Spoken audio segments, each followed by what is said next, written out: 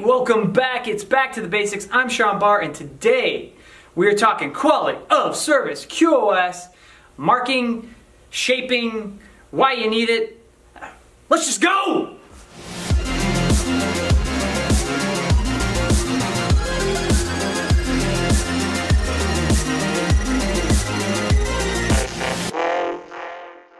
Alright, welcome back. It's Back to the Basics, and we are talking QoS, or quality of service.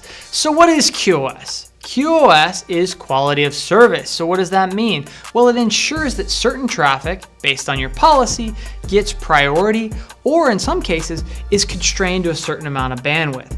Why do you need it? Well, typically in networks that have WANs, there's some form of contention, meaning there's not enough bandwidth to do everything you want to do at that time. So at some point you may have a voice call and you may have a big transfer, an FTP transfer or file transfer or some type of backup traffic or replication over that WAN, and the voice quality for that user sounds bad. Well, QoS would solve that problem. And so how it does it, there's a couple of mechanisms that it uses. There's marking, queuing, policing, and shaping.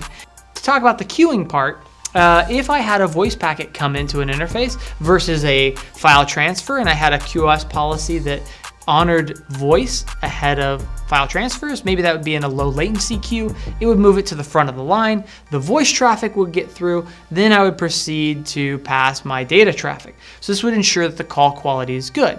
Now remember, we are constrained by the bandwidth of our WAN connection. Typically, that's where QoS is used. So you would set your QoS policy to shape based on the bandwidth available.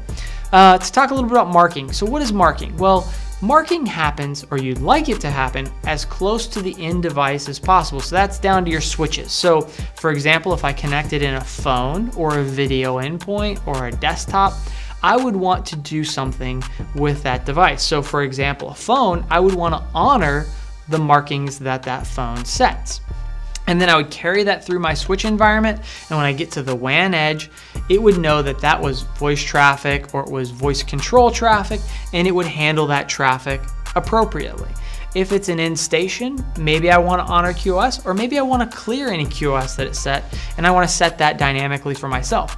If I have a server application, maybe I want to set QoS closer to the WAN edge, and I do that based on IP addresses, ports, or maybe some protocol inspection. I could map a QoS policy to it there. Shaping, this would be like if you had a certain amount or a certain type of traffic like backup replication, and the backup replication itself didn't have a shaping mechanism.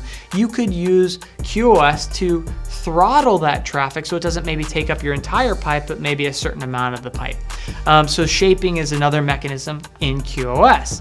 So that's QoS in a nutshell. You really need it for links that have contention. What do I mean by contention? You have a 10 meg link, but 20 megs of traffic. That'd be a really bad thing, but let's say 10 megs of traffic over 9 meg link, or 11 megs of traffic over a 10 meg link.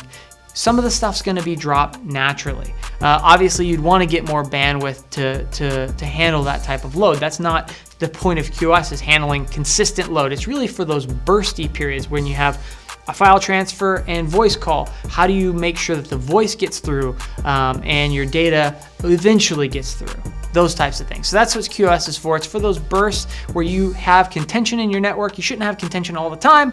QoS is to get you over those humps and ensure a good experience, or a great experience for voice and video, those real-time protocols or protocols that are important to the business. Anyway, if I said anything in here that you like, you want more info on it, make sure you comment, like, tweet us if you got it. We'll see you on the next video. Thanks for watching.